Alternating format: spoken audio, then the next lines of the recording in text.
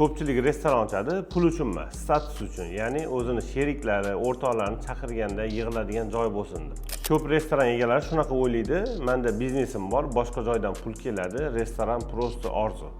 Lekin eng katta xato shu joyda. Agar restoranga e'tibor berilmasa, tizim qo'yilmasa, u buzilishni boshlaydi. Birdan emas, sekin-sekin. Avval servis pasayadi, keyin taom mazasi o'zgaradi, keyin yaxshi kadrlar sizdan ketishni boshlaydi. Keyin orqadan har xil gap so'zlar chiqadi. Tanishlaringiz ham o'ziga yetadi. Oldin boshqacharoq edi, hozir boshqacha bo'lgan deb kamchiliklarni aytishni boshlaydi. Tizimi yo'q, imij yo'q, restoran sekin rivojlanmaydi. Sababi bu restoran interyeri emas, boshqariladigan iqtisodiyot. Agar restoranda foyda nazorati, raqamlar haqida ma'lumot bo'lmasa, bu muammoga aylanadi. Restoran samarali biznes bo'lishi shart. Aks holda u bilan faxrlanib bo'lmaydi. Shuning uchun ko'p restoranlar imiji nolga ishlaydi. Keyin ular sekin yopilishni boshlaydi. Agar restoran statusini ko'tarishni xohlasangiz, zararlar kamayib, foydaga chiqishni xohlasangiz, to'liq videoni YouTube'ga o'tib ko'ring.